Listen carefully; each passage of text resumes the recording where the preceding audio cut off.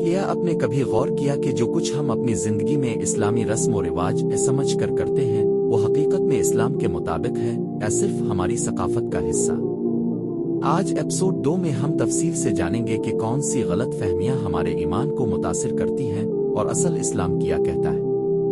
ہم اکثر دیکھتے ہیں کہ شادی کی تقریبات میں کچھ رسومات اسلامی تعلیمات کے برعکس ہیں۔ مثال کے طور پر ایک لڑکی کی مرضی کو نظر انداز کرنا، 2 شوہر کی طرف سے خواتین پر دباؤ، 3 غیر ضروری فیس اور دکھاوا۔ لیکن قرآن کہتا ہے اور ان خواتین کی مرضی کے بغیر کسی کے ساتھ شادی نہ کرو۔ قرآن 4:19۔ اسلام میں شادی ایک معاہدہ ہے، نہ کہ محض رسم دکھاوا۔ یہ رشتہ احترام، محبت اور خلوص پر مبنی ہے۔ اگر ہم صرف ثقافت کی پیروی کریں تو اصل روحانیت اور سکون ضائع ہو جاتا ہے۔ کچھ لوگ سمجھتے ہیں کہ حجاب صرف ایک ثقافتی لباس ہے یا صرف خواتین کو محدود کرنے کے لیے ہے، لیکن اصل مقصد قرآن میں واضح ہے، اور عورتیں اپنے جمال کو ظاہر نہ کریں مگر جو ظاہر ہے۔ قرآن 24:31۔ حجاب عزت اور وقار کی علامت ہے، نہ کہ صرف ثقافتی رسم۔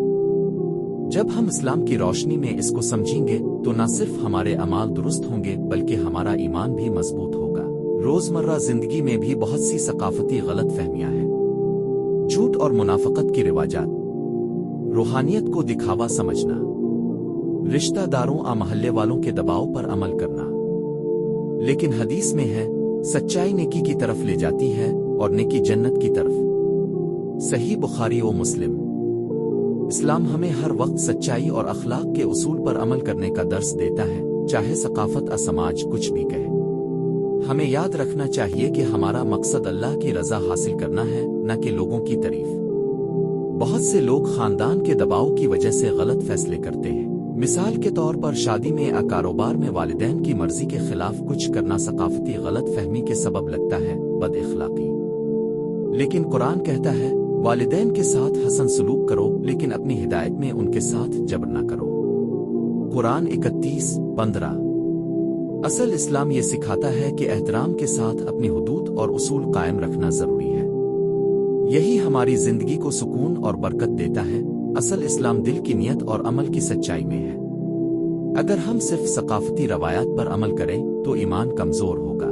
چند عملی طریقے: 1 ہر فیصلہ قرآن و سنت کی روشنی میں کریں۔ 2 سچائی اور اخلاقیات کو ترجیح دیں۔ 3 ثقافتی دباؤ میں آ کر غلطی نہ کریں۔ 4 روزانہ تھوڑی دیر قرآن کی تلاوت اور دعا کریں۔ ایپیسوڈ 2 میں ہم نے دیکھا کہ بہت سی ثقافتی غلط فہمیاں اسلام کی تعلیمات کے خلاف ہیں۔ اپنے ایمان کو مضبوط کریں، ثقافتی دباؤ سے بچیں اور حقیقی اسلام کی روشنی میں زندگی گزاریں۔